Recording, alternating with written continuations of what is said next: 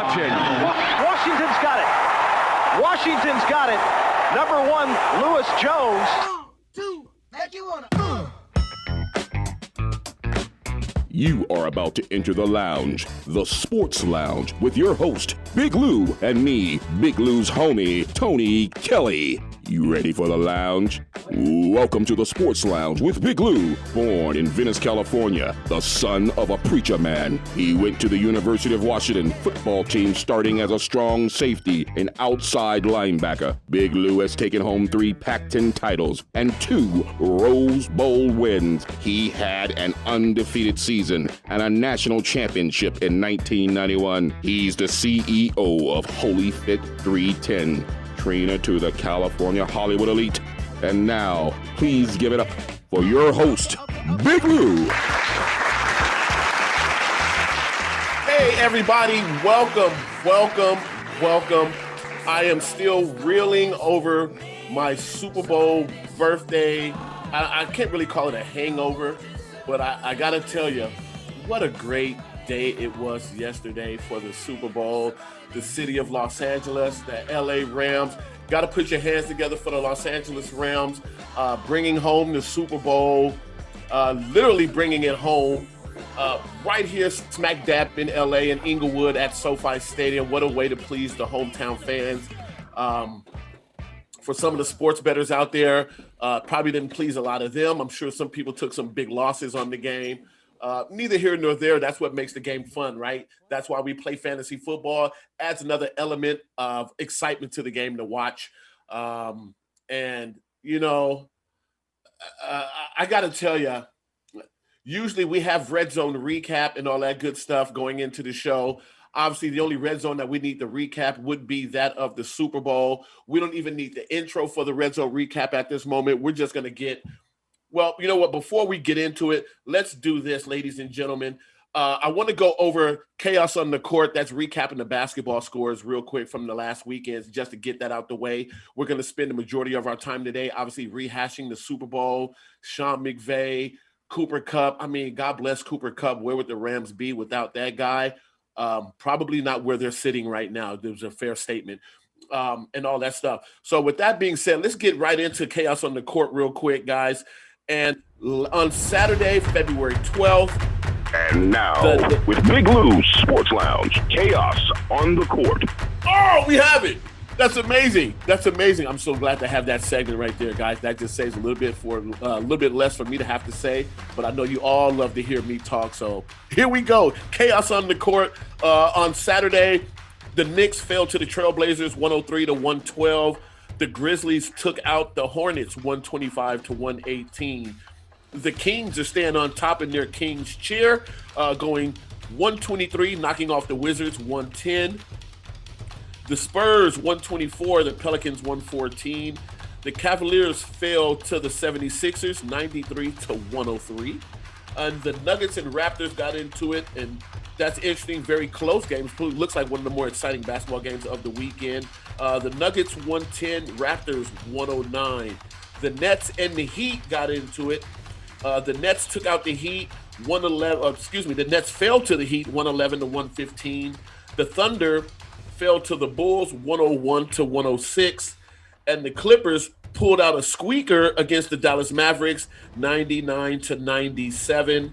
The Lakers continue their woeful season. At least we got something else to root for here. Thank you, Rams. The Lakers 115, the Warriors 117, and the Magic did not have enough tricks for the Suns. They fell to the Suns 105-132. And with that said, moving over to Sunday with chaos on the court, we only had 2 games yesterday. Obviously, we all know why. We're not going to have anything that's going to be competing for viewership with the Super Bowl on.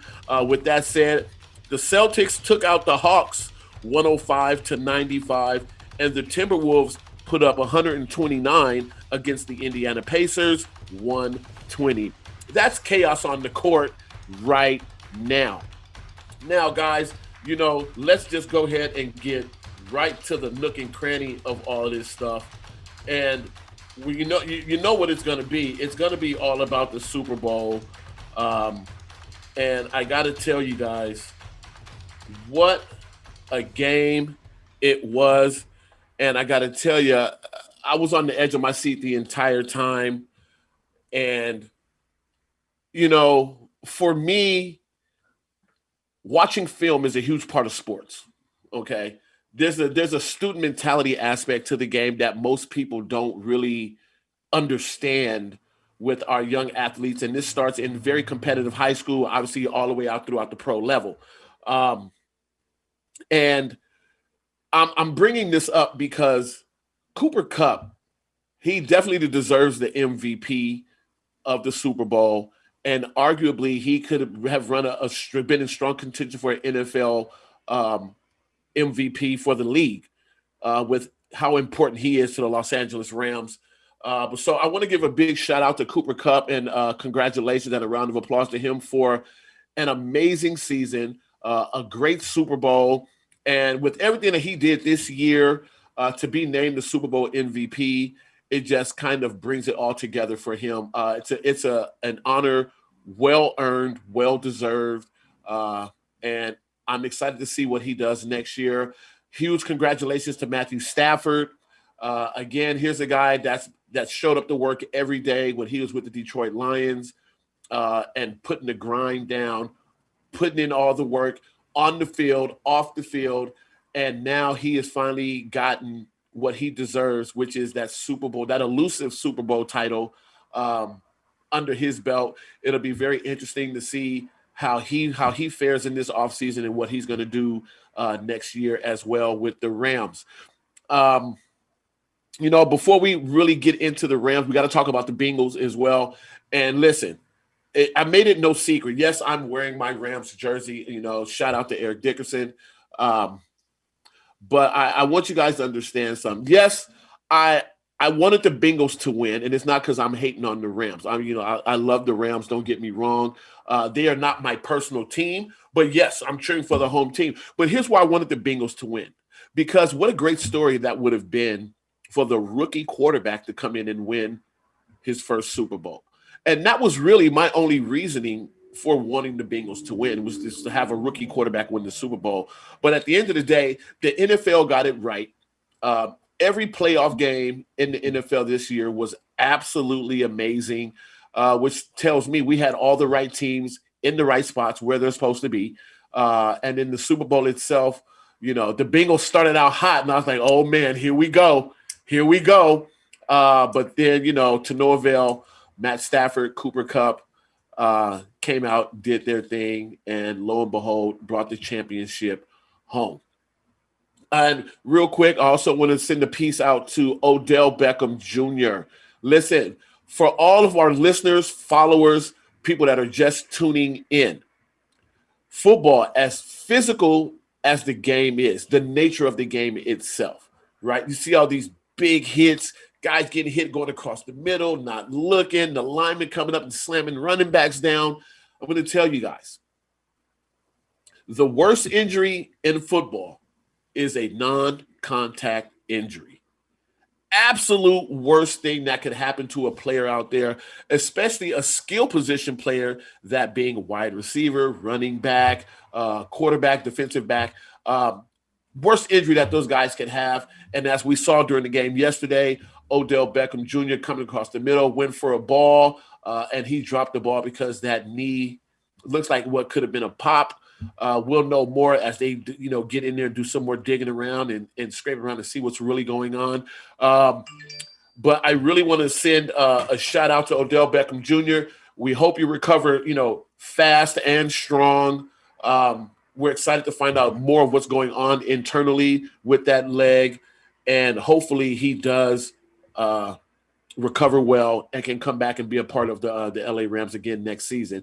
But I'm going to go like this, guys. We do have a little break coming up. I'm going to introduce my guest here when we do come right back from that break, because I'm excited to get his 2 cents on it. He's a huge football enthusiast.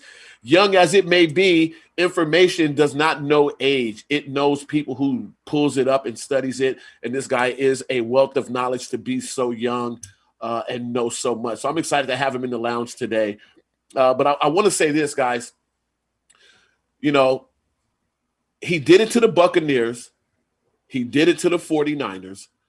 I don't know what the heck film the Cincinnati Bengals were watching, but the way that they could allow Cooper Kupp to beat them, it's mind-boggling to me. Being a defensive-minded type guy, right? With Odell Beckham Jr. out there, it added a lot more stress to the defense because you can't just turn your attention to just one of them. You got to pay attention to both, right? Odell Beckham goes down. In my head, I'm like, yo, Odell Beckham Jr. just went down. Things are really going to get dicey for the Rams offense. Because me as a defensive coordinator, I'm going to, in terms of basketball, I'm going to run what they call a box and one, right? I'm going to run a 2-on-2 zone, and I'm going to take my best player and put him on their best player. And if he goes to the bathroom and turns around, my player's going to be standing right there, and they should bump heads. That's how close my guys should be to them. But for whatever reason, the Bengals did not lock down Cooper Kupp. And in the words of that old song, oops, he did it again. He did it to the Buccaneers. He did it to the 49ers. He did it to the Bengals. We'll talk about that when we come back from the break, guys. Listen, I want to send a big shout out to my number one fan real quick. My mom, I know she's listening. She's in Vegas right now staying with my sister. Mama, get your fingers off the slot machine buttons. I know what you're doing. But my mom has been my biggest fan all my life. She's the strongest person in the world that I know.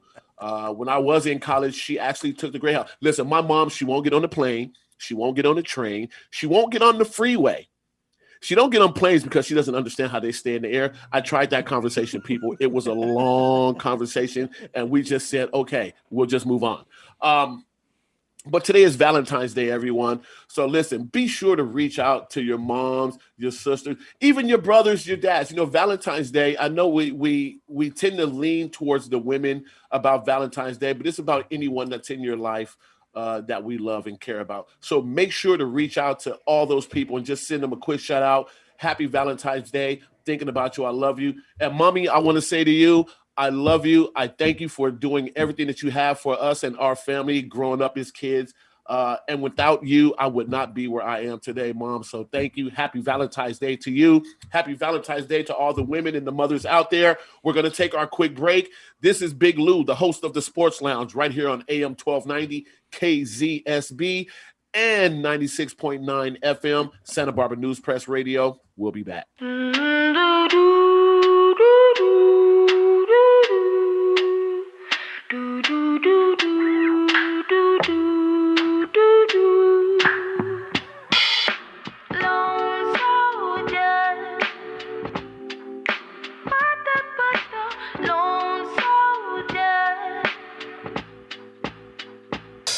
Little girl, be a fighter, face the world, it's survival. That's the only way up. The only way up. Fight your battles, only you can show them you deserve the medal. Thick skin, don't show them your emotions. That's the only way up.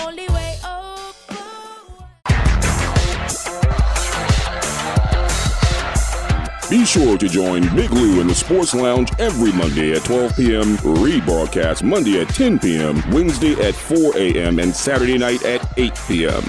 Get into the lounge.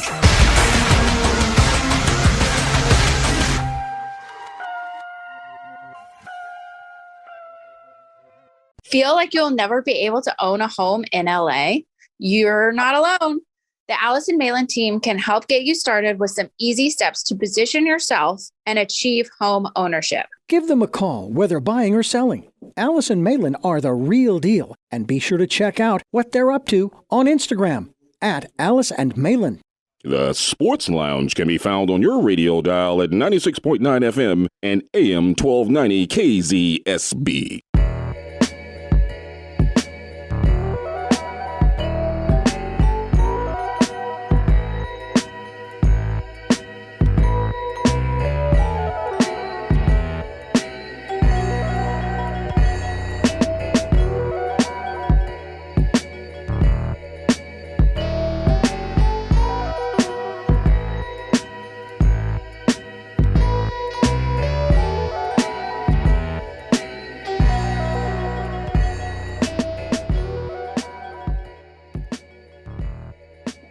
Hey everyone, welcome back to KZSB AM 1290. It's the Sports Lounge with your host, Big Lou. Man, I'm still on a Super Bowl hangover right now. What a great day for sports yesterday, guys. It was just an amazing Super Bowl. The halftime show, again, it was a sick show. I was into it. I can count on one hand and take away a couple fingers how many concerts I've been to in my life. So for me, having that Super Bowl halftime show, I pretty much just turned the speakers up in my house and rocked out like I was at front stage of a concert. Like, oh my God, Dr. Dre! And that's about as much as I got out of it. But it was a very entertaining halftime show. And my goal is to get to a Super Bowl next year. I believe next year's Super Bowl is in Vegas. No, that's right. They moved it. I forget where it's Arizona. That's in 2024. Well, that's just because I have hopes of living a little bit longer, Dr. D. So hopefully I'll make it there. But the goal and one of a bucket list of mine is to get to a Super Bowl. That would be awesome. But guys, you know what? In the lounge today, I'm so excited to have our guest in the lounge today.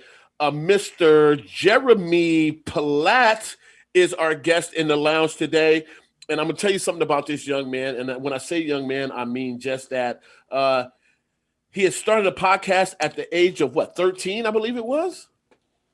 Started a podcast at the age of 13. Between the tackles. Let me see where all my good notes went. Here they are.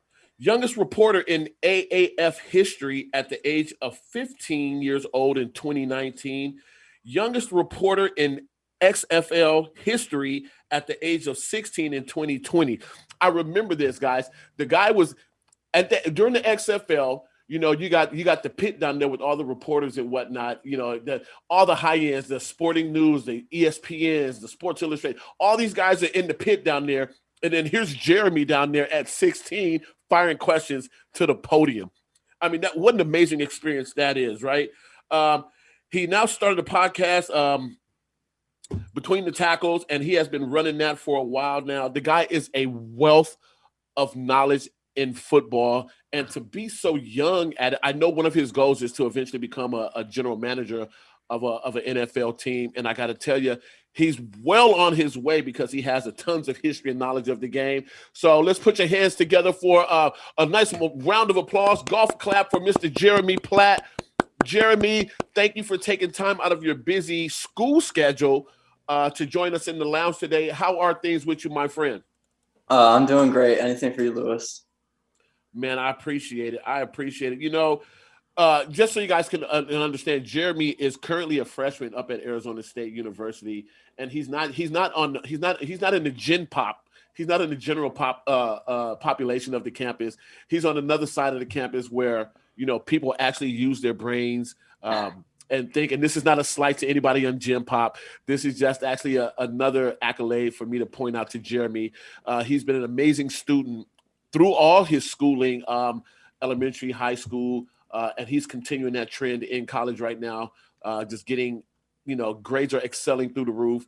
And he takes time out to do a whole bunch of other things as well. Jeremy, give me your 2 cents on the Super Bowl, what you saw yesterday, and why or how you think things turned out the way they did for the Los Angeles Rams. I think the two biggest separators for the Rams, number one, they won up front. They had, I think, 7 sacks in the second half. The Bengals offensive line couldn't stop a cold. Like, literally, Aaron Donald had 2 sacks. Leonard Floyd had a few sacks. Von Miller, 2 sacks. A'Shawn Robinson had a sack. So first and foremost, the Rams won up front. And then second of all, scheme. While I didn't think Sean McVay called his best game, he saved his best calls into the fourth quarter. And then Cooper Kupp, it just seemed like they were force feeding him. But that's what you got to do with your best players. You got to get them the ball, get your best players the ball. That's what they did with Cooper Kupp. And that's how they won. That's how they won every game throughout the season with Cooper Kupp.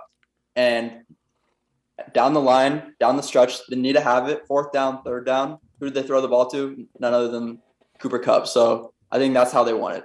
I mean, you know what, Jeremy, that's, it's a good observation. And it's one of those things.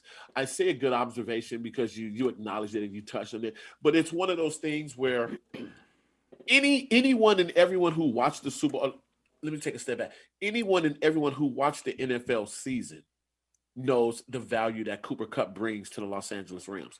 Obviously, he was there before Matt Stafford, but having Matt Stafford there now, that chemistry and connection that those two have, I mean, it's literally, it reminds me of a Tom Brady and any of his guys that he had that connection with. Julian Edelman back in the day, Wes Welker, for example, even Deion Branch, back in the day.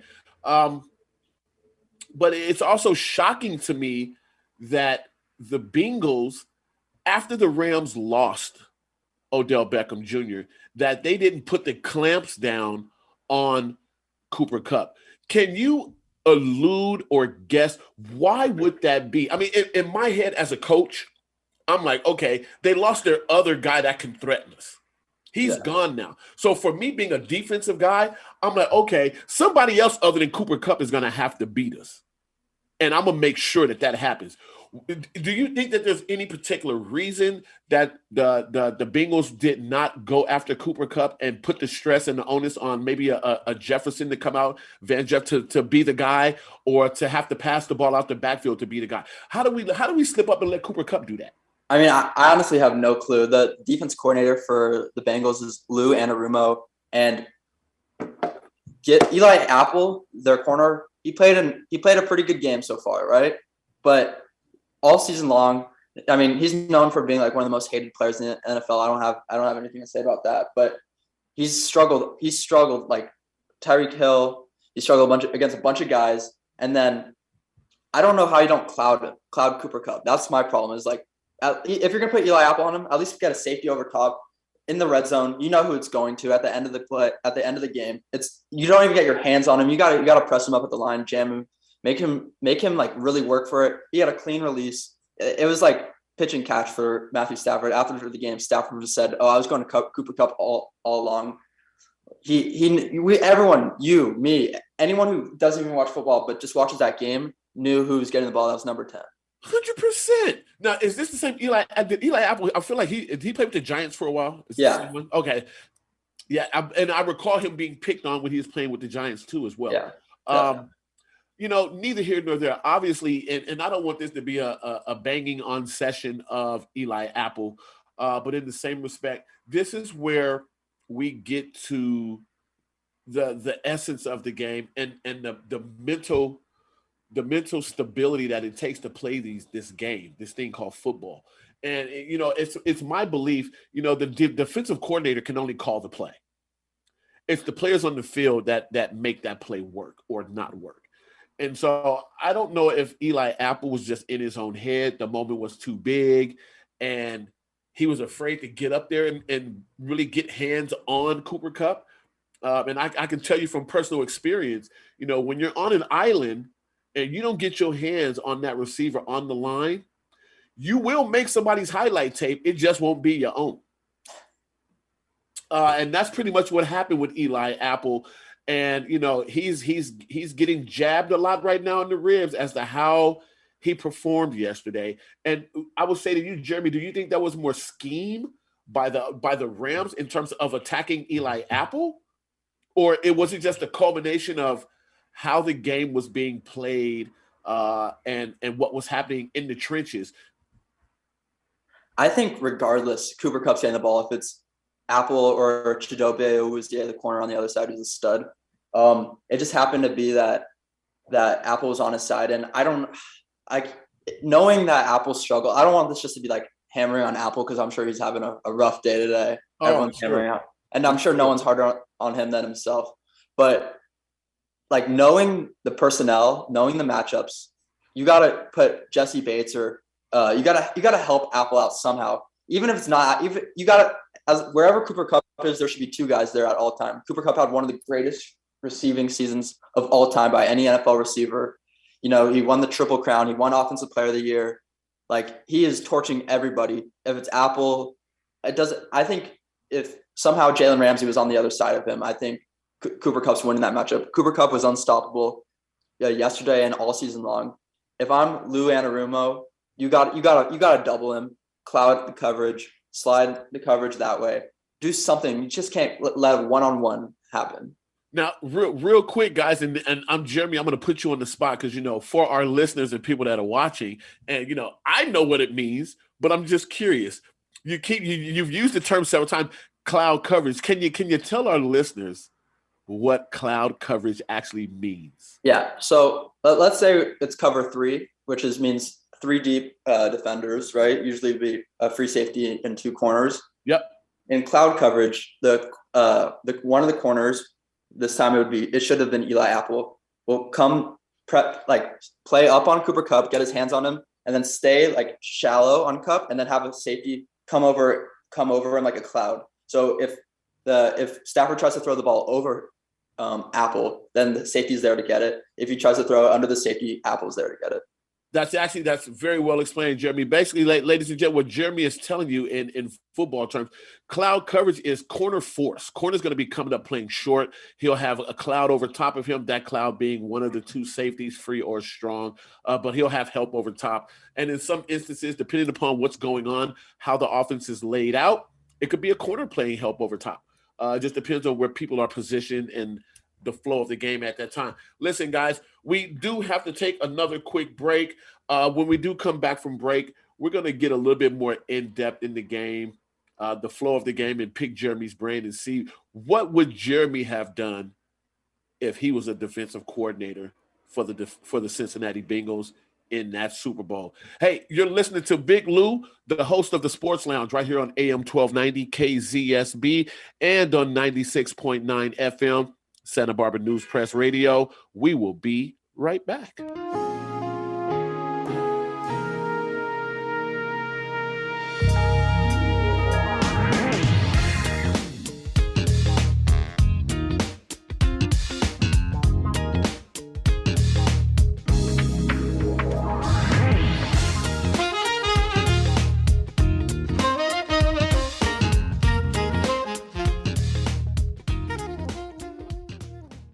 Tip of the day, put energy into your search. We truly believe the more energy you put into looking at properties, the more great opportunities will arise. Learning the market as a buyer is key. Give them a call, whether buying or selling. Alice and Malin are the real deal, and be sure to check out what they're up to on Instagram at Alice and Malin.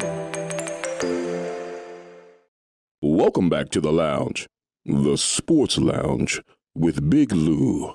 And now, here's your host, Big Lou.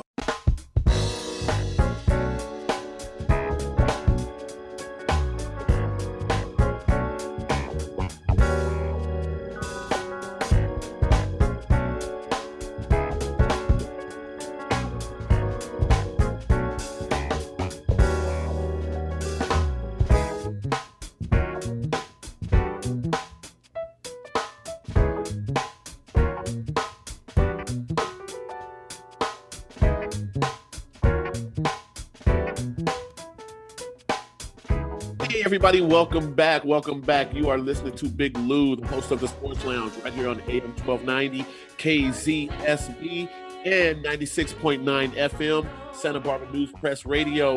In case you missed it earlier, we're in the lounge today with our special guest, Jeremy Platt, the Tackles podcast creator, future GM of some NFL team. I don't know which one, but it's going to be one of them out there sometime. Just be patient. You will see him out there. And we were just talking shop before we went to break real quick. And I'm curious, Jeremy, let's say you're the defensive coordinator for the Cincinnati Bengals. What do you do differently when Odell Beckham Jr. goes down to lock up Cooper Kupp and change the complexion of how your defense was competing? Or we'll go with, for lack of a, we'll go with competing against Cooper Kupp, because I mean, at the end of the day, I guess my question is this: would the outcome have been different? Let's go this way with it. Would the outcome have been different if it was reversed? Meaning, God forbid, I wish no ill will on anyone, but let's just say it was Cooper Kupp that went down and Odell Beckham Jr. Is now the pinnacle of their offense, their air attack. Do you think the outcome would have been different, or still the Rams come away with a victory? That's kind of tough to call with the hypothetical because, I mean, Odell was torching the Bengals before he went down. Yes, he was. And I think, like, it just felt like the Rams had all the momentum, and then as soon as Odell went down, his knee's out. Hopefully he's okay. Like, I mean, hopefully he has a fast recovery. As soon as he went down, then Bengals started picking up. They had the long touchdown. They had defensive stop interception. And I think either way, like, the defensive coordinator, he's there for a reason, but yeah, if one of them's out, you got to put all your attention on the other guy, because Van Jefferson, second-year player, Skoranek, he's an undrafted guy. Like, Higbee's out. You got to make other guys beat you, other than Cooper Kupp, other than Odell, whoever is in there. And if that's having your best corner, Chidobe Awuzie, follow him all over the field, that's what you got to do. Or if it's you have Eli Apple on him and keep a safety over him. Like, the one person you can't let beat you is Cooper Kupp, because he's been torching people all season long, and that's the one guy that they let beat him. So if I'm the defense coordinator for the Bengals, you got to make sure that Cooper Kupp's not beating me. Make one of the young players who's unproven beat me. Look, Cooper Kupp torched everybody this season. Do you think, and here's the thing, obviously you got, and again, for our fans that are listening, for those who might not be as much of football nerds like we are, right? There's 3 phases to the game in football. I'm sure you've heard coaches talk about it. They've alluded to it. They talk about it in their game plan, and they want to win all 3 phases of that game. Those 3 phases are offense, defense, special teams. Okay. In the offense, there's other aspects that we need to neutralize, right? They'll have a great running game, not a great passing game. They'll have a great passing game, but not a great running game. And for most of the season, the Rams' offensive attack was pretty balanced with Cam Akers, Darrell Henderson. Like, they had a great trio of running backs. Sony Michel, expatriate, just want to say that. And it seems like the Bengals did a great job of neutralizing the Rams' running game. They did a good job of holding off Rams special teams. Still don't understand how they let Cooper Kupp do it again. And that's what's shocking. They played 2/3. They did two-thirds of the jobs that they needed to do. And the one that I don't want to say they failed on, but they more or less had a brain fart, not locking down Cooper Kupp. Hence, that's what happened. Now we have the title and the Lombardi Trophy here in L.A. Again, the drama in sports, ladies and gentlemen, that's why we watch it. That's why we play it. That's why we adore it. Sad thing for me is, with football season ending, it gives us hope, right? We have something to look forward to for the next year coming. There's all these different contracts that are going to be changed, and people are going to be moving around. And real quick, let me say this real quick. I want to backtrack. I called Joe Burrow a rookie, and I do this because he didn't play most of last season, so he really missed his true full rookie campaign. So to come back from injury and be fully immersed, fully a part of the Bengals this year, you see the effects that he has on that organization, on that team, on that offense. I'm really calling this his rookie campaign year. And what a great rookie season for Joe Burrow. And I'm super excited to see what happens next year with him and the Bengals. He did get a little gimpy yesterday as well. He took a bad tackle going down. Matthew Stafford kind of took one very similar, but it appears both came out unscathed, and they're going to be okay. Jeremy, my question to you is, there's speculation about Aaron Donald, and that speculation was, or should I say is, he was saying, or it was heard that he was saying that Rams win this Super Bowl, that he was going to retire. What do you think about that comment? Not necessarily if he's going to do it or not do it, but just in general, as a fan of the game, obviously a football historian in some respects. I mean, because you definitely have a wealth of knowledge to be so young, and there's a lot more for you to learn for sure. What do you think about that comment? And again, this is not, concrete. It's speculation. This is something that I just happened to stumble across. Yeah. How do you think that may affect the Rams celebrating now and getting ready for next season? I mean, next year preparations are starting right now. I mean, if I'm Aaron Donald, everybody wants that fairy tale ending. This is literally like, he had 2 sacks in the Super Bowl. He's 8-time Pro Bowler, 7-time first team All Pro, now a Super Bowl champion, 3-time Defensive Player of the Year. Like, he has a resume that is probably double. Like, he has maybe the greatest defensive career of all time. He wants to be with his family. Obviously takes such a punishing, having played the sport for so long, it's punishing. It's hard to train, stay on that lock. But at the same time, he is so good. He is probably the best player in football right now. He's been the best football player in football for the past 3 years. I don't blame him, but if you're a Rams fan, I think you compete for a Super Bowl, you got your Super Bowl, all right, bathe in your glory. And I understand you want Aaron Donald back, but if you want what's best for him, he knows what's best for him. So that's my look at it. That's, what, I'm glad you said that, Jeremy. If you want what's best for him, talking about the Rams organization. And this is what's been in question as well by extending the football season this year and going to 17 games. We want to look out for the health of our guys, but we've extended the season. Are we really going to be in full support of Aaron Donald if he walks away from the game this young per se, this successful with what he has done? Let's delve into that a little bit when we come right back. Guys, we got to take one more quick break. When we do come back, we'll finish off answering that question. Should Aaron Donald leave right now while he's on top, or should he be forced out and go out under different terms as opposed to his own? I'm Big Lou, the host of the Sports Lounge, right here on AM 1290 KZSB, Santa Barbara News Press Radio, and 96.9 FM. We'll be right back.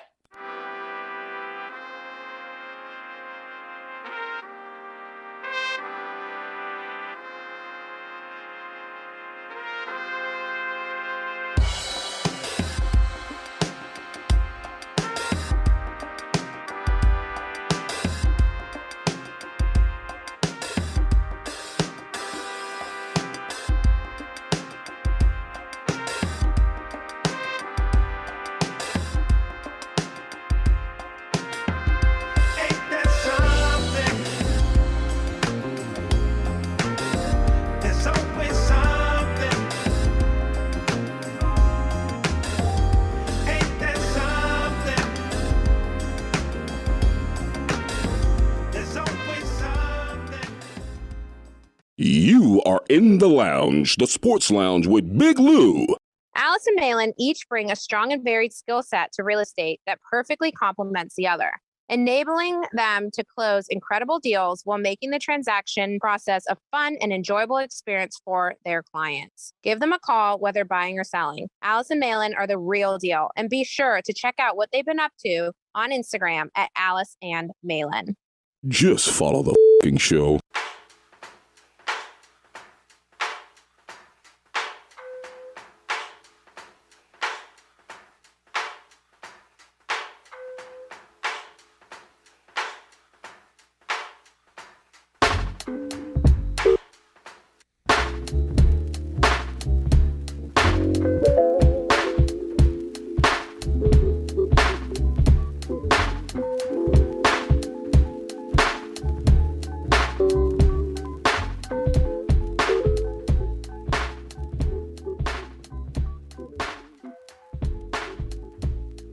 Everybody, welcome back. All the shenanigans that take place and ensue right here off air. That's why sometimes when we come back, I'm a little chuckly, a little giggly. It's because we're cracking jokes off the air. In case you didn't know, I'm Big Lou. I'm the host of the Sports Lounge right here on AM 1290 KZSB and on 96.9 FM, Santa Barbara News Press Radio. Our guest in the lounge today, we've been chopping shop with Jeremy Platt, future NFL GM, creator and host of Between the Tackles podcast.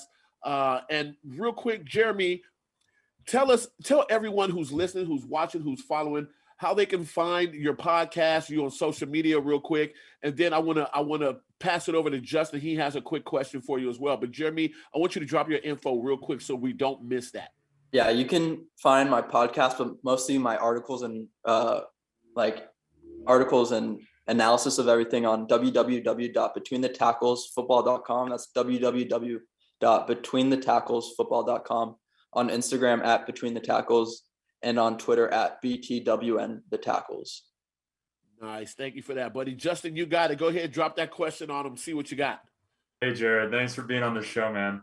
I got a question now. I mean, you look at the scope of the NFL, a lot of turnover going down. Tom Brady retires. Jimmy G is moving on from the Niners. Who do you think the team to beat in the NFL now? Is it the Rams, who are the reigning Super Bowl champs? In the NFC, obviously, you got all that turnover. But in the AFC, you still got Patrick Mahomes, you got Joe Burrow, you got Josh Allen, you got Lamar Jackson. So are they the team to beat in the NFC or the entire NFL? With the Rams, I think they got to be the team to beat in the NFC at least, because, I mean, if we look at last year, the Bucs were the team to beat this year. The Rams, whenever you win the Super Bowl, whenever you're holding that Lombardi, that's what every team's going for. And that's what every team's trying to take down. So the Rams are definitely the team to beat in the NFL, NFC. In the AFC, I think it's so hard to bet against Patrick Mahomes. The Chiefs are so good. Tyreek Hill is a monster. Travis Kelce's a monster. If they re-sign Tyrann Mathieu, that's dangerous. Frank Clark, Chris Jones, they got all these guys. And so in the AFC, I'm going to go with Patrick Mahomes and the Chiefs, even though they lost to the Bengals. And in the NFC, you got to go with the Rams. Cool, thanks, man. That's a good question, Justin. And, it's funny because there was a point where everybody was like really screaming the Cowboys' praises, right? Having Dak Prescott back, Trayvon Diggs, and all those guys on defense. And then all of a sudden, they just became an afterthought. Like, are the Cowboys going to be relevant next year? I mean, Ezekiel Elliott, to me, looks like a mere shadow of the Ezekiel Elliott that we're used to knowing and loving on the field. And I don't know if that's just because maybe mentally he's done in Dallas and wants to move on to something different, or maybe the injury is probably taking a little bit of toll on him as well. What are both of you guys, Jeremy, Justin, either of you can answer right now, what do you guys think about the Cowboys and what's going on with their organization? I think the Cowboys are a really good team. They got offensively, they got firepower. We know about CeeDee Lamb, Amari Cooper, Dak Prescott. And I honestly think Tony Pollard might be the guy at running back for the Cowboys. I'm a huge Tony Pollard fan. I think that guy is a stud. His ability to shed tackles, run through arm tackles, he's a beast. Defensively, they got a really young team. They got Micah Parsons, Defensive Rookie of the Year, unanimous. Trayvon Diggs, led the league in interceptions, does give up a ton of yards and isn't great against double moves. But I think the Cowboys are a really good team. I wouldn't say they're the team to beat, but I think they're the team that could surprise everybody next year. And I know every year Cowboys fans say, oh, this is our year. This is our year. But I mean, second year for Micah Parsons, they retained both their coordinators. If Diggs can get a little more work on his technique in the offseason, and they add maybe one other guy in one other defensive back, I think the Cowboys could be really good. Yeah, I think as long as they remain in the NFC East, they'll be relevant because that division doesn't put up a lot of fight. The Giants are really poorly run, but they made a good hire at coach and general manager. The Eagles have a ton of draft capital, and they're obviously in the playoffs. And the Commanders changed their name, but they're not commanding much else. So I think for the Cowboys, they have all the talent in the world. I think Mike McCarthy scares me a little bit. I don't know about the culture that he puts in place there, because I think on pure talent-wise, they could beat anybody. But in terms of leadership and commitment, I think their team is a little mishandled, and I think they need some kind of culture shift there. But other than that, I think they will be at least relevant, and I wouldn't be surprised if they hit big next year. Okay, we're about to wrap the show here, but I'm real quick. One-word answer from you, both of you, Jeremy and Justin. We'll start with Jeremy first. Aaron Rodgers, is he a Packer next year? Yes or no? Bronco. Whoa, Justin, baby. Aaron Rodgers, Packer next year or no? Colt, baby, he's coming to the Colts. Baby. And I'm gonna end it like this. You heard it from Big Lou last. Aaron Rodgers goes to the New England Patriots. Hey, this is the end of the show, guys. We got to wrap it up. I love being here. I'm your host, Big Lou, right here at the Sports Lounge on AM 1290 KZSB and 96.9 FM Santa Barbara News Press Radio. Thank our guest, Jeremy, for joining us. Justin, thanks for being here. Happy Valentine's Day to all the mothers and wives and The Sports Lounge with Big Lou is brought to you by Evolve Entertainment. The Sports Lounge with Big Lou's executive producers are Jeremiah Higgins and Louis Jones. I am the commentator and co-host, Tony Kelly. The Sports Lounge with Big Lou's master sound engineer is Dr. D, a.k.a. Richard Dugan. See you next week in the lounge, the Sports Lounge with Big Lou. Oh, yeah.